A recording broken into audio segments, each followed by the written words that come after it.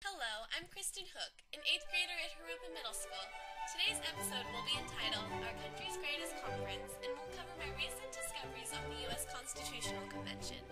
After the American Revolution, the United States set up their first government according to a document called the Articles of Confederation. These articles served as our very first constitution. However, not long after they were put into action, it was revealed that the government they set up was weak and ineffective. It was soon realized that if we were going to reach our full potential and become a great nation, we were not going to do so with the Articles of Confederation as our compass. The United States Constitutional Convention, also known as the Philadelphia Convention, was held from May 25, 1787 to September 15th of the same year. Its goal was to fix the problems that arose from the Articles of Confederation. It was held in the Philadelphia State House and was attended by many of the most intelligent and influential men in the country. Alexander Hamilton, James Madison, and George Washington, who was elected to preside over the convention, are just a few of the 55 delegates who were present. Even 81-year-old Benjamin Franklin, who was in extremely poor health, had himself carried to the convention in a sedan chair as he could not get there himself. However, not all of our country's prominent figures were there. John Adams and Thomas Jefferson were in Europe at the time of the convention. Patrick Henry made his opinion of the convention well known, saying that he smelt a rat in Philadelphia, tending toward the monarchy. There were delegates from all states in attendance, except for Rhode Island, which refused to send representatives. All of those present were white men, as women and African Americans still didn't have rights. The convention itself was no picnic. It was hot and humid inside the State House, and constant arguing and intense debating made things even worse. All of the delegates had completely different opinions, and the representatives from large states and those from smaller states had very different motives. To make things even more complicated, at first, nobody knew exactly what the goal of the convention was going to be. Many, such as Hamilton and Madison, wanted to start from scratch and disable the articles, while others simply wanted to revise them. In the end, however, it was decided that we would write an entirely new constitution based on many different ideas. This simply opened up the extremely long debate of what kind of government we would have. On May 29th, a plan called the Virginia Plan was presented by Virginia's governor, Edmund Randolph. Although Randolph presented this plan, it was formed by many of James Madison's ideas and had been organized by Virginia's delegates before the convention started. It proposed a government with three branches: the executive branch, the judicial branch, and a two-house legislative branch. Both houses of the legislature would have an amount of representatives from each state that would reflect the state's population.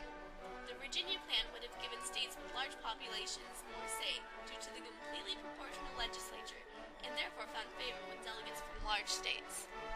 Delegates from smaller states, however, were not at all content with this plan. At the request of New Jersey delegate William Patterson, the convention was briefly adjourned while the smaller states came up with their alternative to the Virginia Plan. The result was the New Jersey Plan. The New Jersey Plan proposed a one-house legislature where each state would get the same number of votes.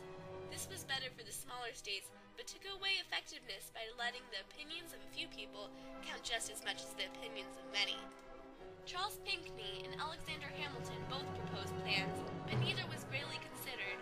Hamilton's was avoided particularly because it was very similar to England's government, which we did not want to resemble. On June 11th, Roger Sherman of Connecticut presented the Connecticut Compromise, also known as the Great Compromise. It incorporated ideas from both the Virginia and New Jersey plans, proposing three branches of government and a two-house legislature, with the lower house would be based on population and the upper house would have one member per each state. At first, this idea was turned away, but was finally adopted on July 23rd, with the exception of having changed the number of upper house representatives from 1 to 2. After our plan of government was resolved, the next greatest debates were about slavery. Southern states wanted their slaves to count as citizens when calculating their populations, but Northerners saw this as unfair because it gave the South a larger voice, even though the slaves themselves would not be allowed to vote. In the end, James Wilson's suggestion of adopting the Three-Fifths Compromise, which stated that all slaves would count as three-fifths of a person, was agreed on. There were also problems surrounding the slave trade. North Carolina, South Carolina, and Georgia stated that they wouldn't agree to the new government if the slave trade was banned. As a compromise, it was resolved that the slave trade would be banned in 1808. A committee was put together to take the ideas agreed on throughout the convention and translate them into a document. The final draft, which was was composed largely by Gouverneur Morris, was signed on September 17, 1787.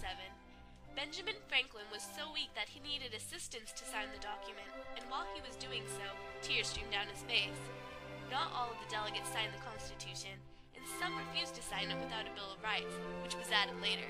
After more than 3 months of debating, the end of the convention must have brought great amounts of relief to the delegates, and the pride that they must have felt after creating such an important document under such large amounts of pressure must have been amazing.